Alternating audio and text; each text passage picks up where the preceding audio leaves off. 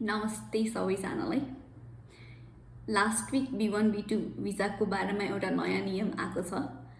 त्यो नियम चाहिँ के हो भन्दा $750 तिर्नुभयो भने हजुरले within 10 days B1 B2 भिजाको appointment पाउनुहुनेछ।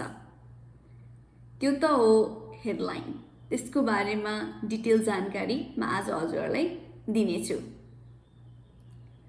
अस्ति भर्खर डिपार्टमेन्ट अफ होमल्यान्ड सेक्युरिटीले के भन्यो भन्दा जुलाईदेखि डिसेम्बरमा चाहिँ तिनीहरूले एउटा पाइलट प्रोग्राम स्टार्ट गर्नेछ।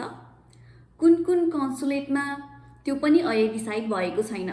जस्तो हाम्रो नेपालमा काठमाडौँमा युएसको कन्सुलेट छ।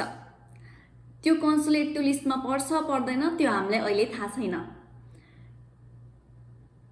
USCIS र डिपार्टमेन्ट होमल्यान्ड सेक्युरिटीले तिनीहरूले सर्टेन कन्सुलेट्स सेलेक्ट गर्नेछन् र त्यो कन्सुलेटमा इन्टरभ्यू दिने मान्छेहरूले पहिला सुरु त नर्मल वेमा गएर B1 B2 को अपोइन्टमेन्ट लिनुपर्नेछ।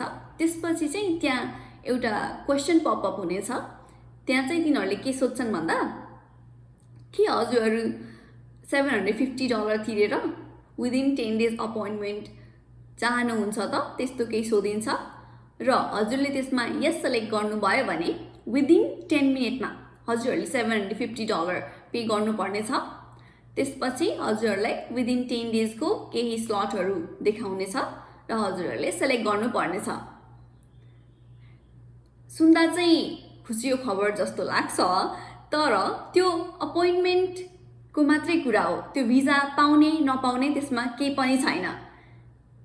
अब हेरौँ हाम्रो काठमाडौँ यो कन्सुलेट त्यसमा पर्छ कि पर्दैन। परे त राम्रै हो, छिटै भिजाको डेट पाइन्छ नि त। आजलाई यति। हाम्रो भेट फेरि अर्को भिडियोमा हुने नै छ। अहिलेलाई बाई।